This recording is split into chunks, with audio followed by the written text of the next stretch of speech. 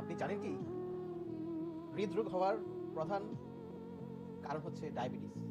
হ্যাঁ, আপনি ঠিকই শুনছেন। অনেকেই মনে করে যে ধূমপান করলেই হৃদরোগ নিশ্চিত, কিন্তু ব্যাপারটা তেমন নয়। হৃদরোগের আমরা প্রধান প্রধান 4টা কারণ আমরা বলবো। প্রথম হচ্ছে ডায়াবেটিস, দ্বিতীয় হচ্ছে বংশগতভাবে হৃদরোগ হওয়া, যেটাকে আমরা বলি ফ্যামিলিয়াল হাইপার কোলেস্টেরোলেমিয়া। তৃতীয় কারণ হচ্ছে স্থূলতা বা ওবিসিটি, পাশাপাশি হচ্ছে রক্তে কোলেস্টেরল অথবা লিপিড বেড়ে যাওয়া, যেটাকে আমরা বলি ডিসলিপিডিমিয়া অথবা হাইপার কোলেস্টেরোলেমিয়া। তাহলে ডিসলিপিডিমিয়া অথবা হাইপার কোলেস্টেরোলেমিয়া হচ্ছে তৃতীয় কারণ। চতুর্থ কারণ হচ্ছে ধূমপান। ধূমপান করলে হৃদরোগের যে বেশি, ফুসফুসের ক্যান্সার বেশি হয়।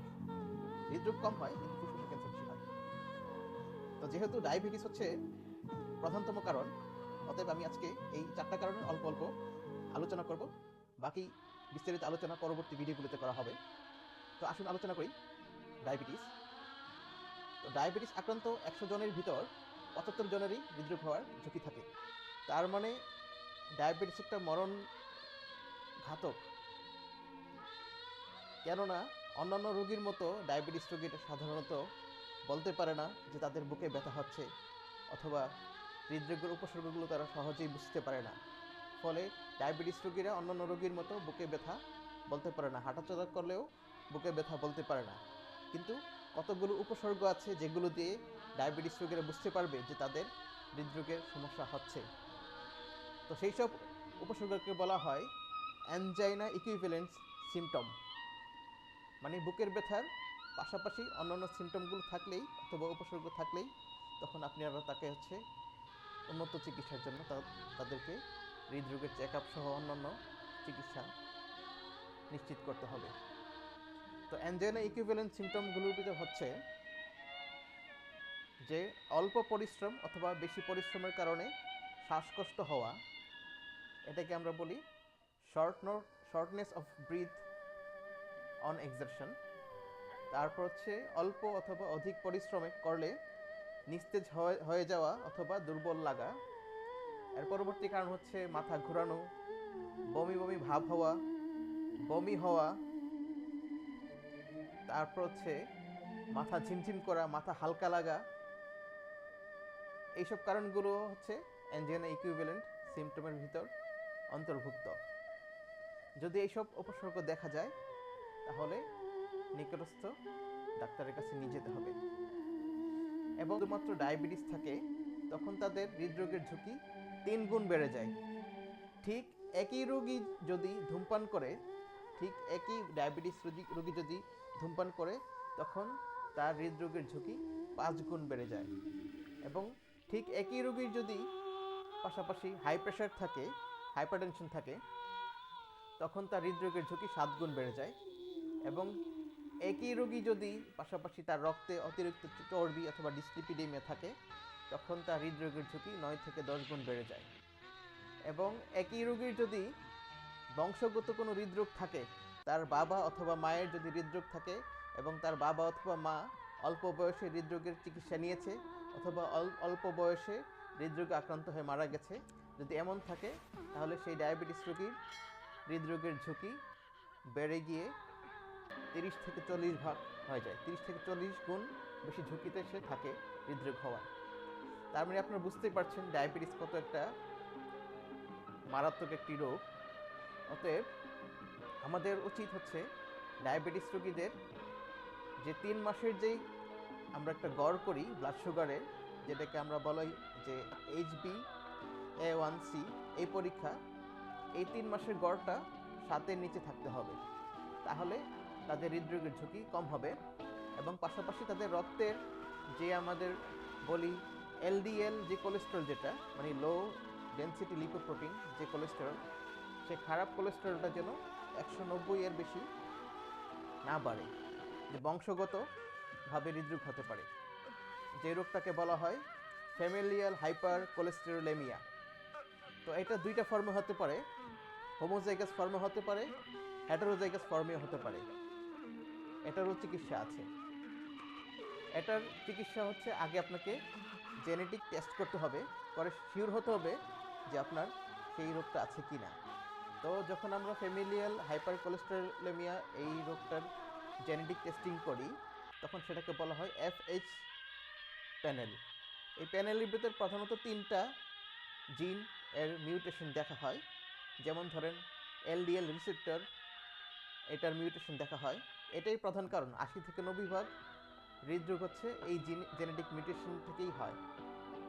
দ্বিতীয় কারণ হচ্ছে, অথবা দ্বিতীয় যে আমরা জেনেটিক টেস্ট করব, সেটা হচ্ছে অ্যাপোলিপোপ্রোটিন বি।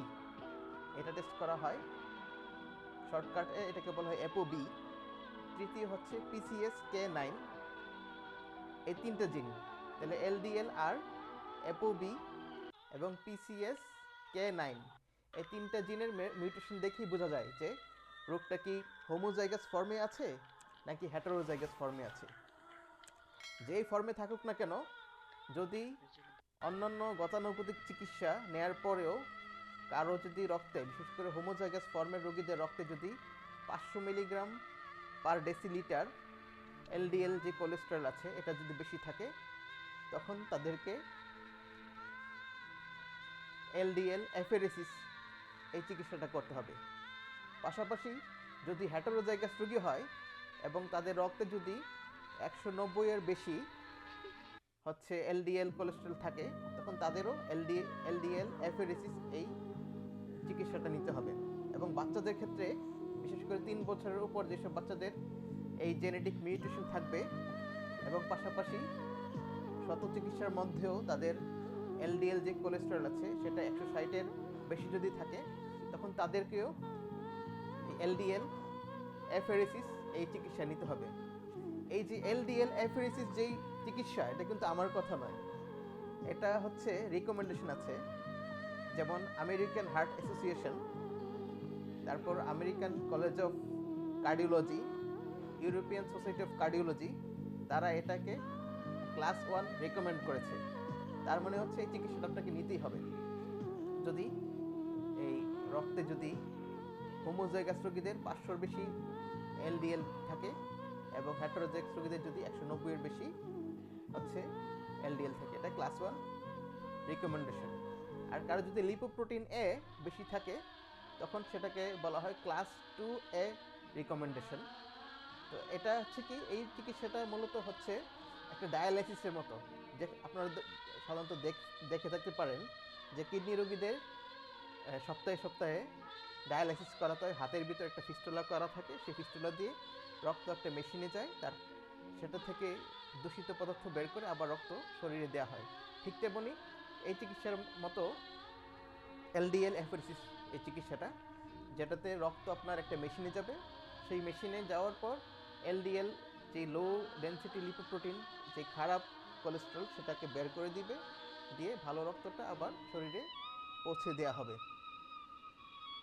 তো এই LDL অ্যাফেরেসিস এই চিকিৎসার জন্য রোগীকে একটা ফিস্টুলা করতে হয়, অথবা কোনো টেম্পোরারি সেন্ট্রাল ভিনাস লাইন করে নিতে হয়। এবং যদি হোমোজাইগাস ফর্মে থাকে, তখন সপ্তাহে সপ্তাহে এই অ্যাফেরেসিস চিকিৎসা করতে হয়। আর হেটারোজাইগাস ফর্মে থাকলে তখন হচ্ছে প্রত্যেক 2 সপ্তাহ পর পর এই চিকিৎসা নিতে হবে। এমনকি এই চিকিৎসা আজীবনও নেওয়া লাগতে পারে। এবং এই চিকিৎসা নেওয়ার মাধ্যমে হৃদরোগের ঝুঁকি 60% কমে আসে। ইনভেসিভ চিকিৎসা খুব খুব শীঘ্রই আমরা এটার বিকল্প চিকিৎসা আমরা পেয়ে যাব। যেমন ধরুন জিন থেরাপি আছে, আর কতগুলো নতুন মেডিসিন বের হয়েছে যেগুলো হচ্ছে এই LDL কোলেস্টেরলটাকে কমিয়ে দেয়, কিন্তু সেই চিকিৎসাগুলো এখনও FDA অ্যাপ্রুভাল পায়নি। অ্যাপ্রুভাল পেলে হয়তো বা তখন আমাদের দেখা যাবে যে LDL যে অ্যাফেরেসিস পদ্ধতিটা, সেটা হয়তো বা নাও নেওয়া লাগতে পারে, অথবা সেটা আমাদের তখন সপ্তাহে সপ্তাহে নিতে হবে না, তখন দেখা যাবে যে 1 মাস পর পর অথবা 2 মাস পর পর নেওয়া লাগতে পারে। এর পরবর্তী কারণের ভিতর আমরা আসি যে ডিসলিপিডিমিয়া অথবা হাইপার কোলেস্টেরোলেমিয়া। এটা হচ্ছে কি, যারা খুব অল্প পরিশ্রম করে, যাদের বেশিরভাগ কাজই বসে বসে করা হয়, অথবা যারা অতিরিক্ত স্থূল, ওবিসিটি আছে, অনেক বেশি মোটা, তাদের রক্তে চর্বি অনেক বেশি থাকে।